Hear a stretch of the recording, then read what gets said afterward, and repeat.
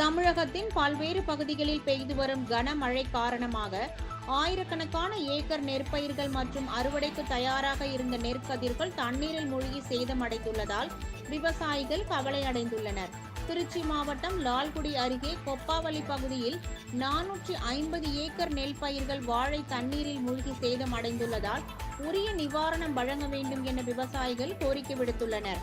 மேலும் சாலையின் இரு புறங்களில் உள்ள 300 மின் மோட்டார்கள் தண்ணீரில் மூழ்கிவிட்டதால் அதனை சரி செய்ய ஒரு மோட்டாருக்கு குறைந்தது 15,000 செலவாகும் என்றும் அதற்கான நிவாரணத்தை வழங்க வேண்டும் என கோரிக்கை விடுத்துள்ள விவசாயிகள் சிமெண்ட் குழாய்கள் பதிக்கப்பட்ட இடத்தில் பாலம் கட்டித்தர வேண்டும் என கோரிக்கை விடுத்துள்ளனர்.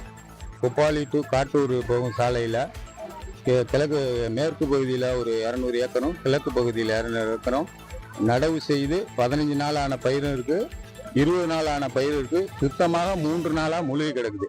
இது காரணம் இந்த சாலையில் 9 இடத்துகளில் சிமெண்ட் குழாய் சிறு குழாயை போட்டிருக்காங்க.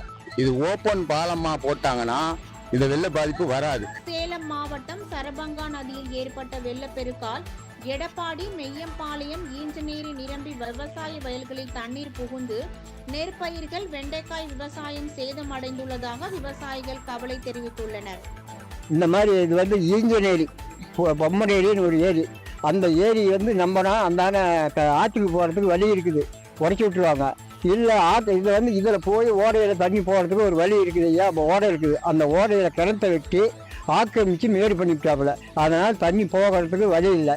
நெல்லை மாவட்டம் பாபநாசம் அருகே அணவன் குடியிருப்பு கிராமத்தில் வடக்கு கோடை மேழகிழியான் கால்வாய் உடைப்பு ஏற்பட்டதில் பொங்கல் பண்டிகைக்கு அறுவடைக்கு தயாராக இருந்த கரும்பு பயிர்கள், நெற்பயிர்கள் வெள்ளத்தில் அடித்துச் செல்லப்பட்டதால் விவசாயிகள் வேதனை அடைந்துள்ளனர்.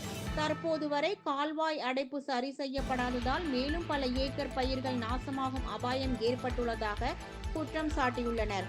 தற்போது பல 100 ஏக்கர் நெல் பயிர்கள் தண்ணீரில் மூழ்கியபடி காட்சி அளிப்பதால் அணவன் குடியிருப்பு கிராம விவசாயிகள் பெரும் நஷ்டத்தை சந்தித்துள்ளனர்.